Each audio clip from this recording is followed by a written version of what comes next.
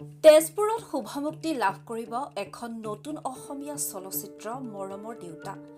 প্ৰায় ৩৭ বছৰ পূৰ্বে ডক্টৰ ভৱেন্দ্ৰনাথ শইকীয়াই ৰচনা কৰা মৰমৰ দেউতা নামৰ উপন্যাসখনৰ কাহিনীৰে নিৰ্মাণ হৈছে ছবিখন। চাৰণঠাই প্ৰডাকশ্যনে ট্ৰেণ্ডিং নাও মিডিয়াৰ সহযোগত নিৰ্মাণ কৰা মৰমৰ দেউতা চলচ্চিত্ৰখনৰ পৰিচালক হিমজ্যোতি তালুকদাৰ আৰু প্ৰযোজনা মমতা মহিলাৰীৰ। প্ৰতিভাশালী বুদ্ধিষ্টপ শৰ্মা, অভিজ্ঞ মিণ্টু বৰুৱা, অপৰ্ণা দত্ত চৌধুৰী, গৌৰৱ বৰুৱা, অৰুণ নাথ, কুলকুলদ্বীপ আদিকে ধৰি অভিনয় কৰা এই চলচ্চিত্ৰখনৰ SVF চিনেমা হলত বিয়লি ৩ বজাত মুক্তি দিয়া হ'ব।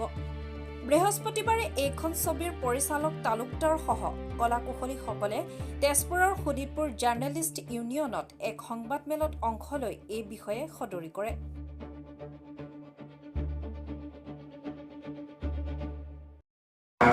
চিনেমাখন কি নিৰ্মাণ কৰিছোঁ তেজপুৰবাসী ৰাইজক জনাবলৈ সদায় মন যায়। মই ইতিমধ্যে মোৰ কেনেডাৰ চিনেমাখন 2018 আৰু যোৱা বছৰ মুক্তি লাভ কৰিছিলে কাৰী চিনেমাখন। তেতিয়াও আমি তেজপুৰবাসী ৰাইজৰ মাজলৈ আহিছিলোঁ আৰু চিনেমাখনত মানে যথেষ্ট সংখ্যক দৰ্শকে উপভোগ কৰিছিলে চিনেমাখন।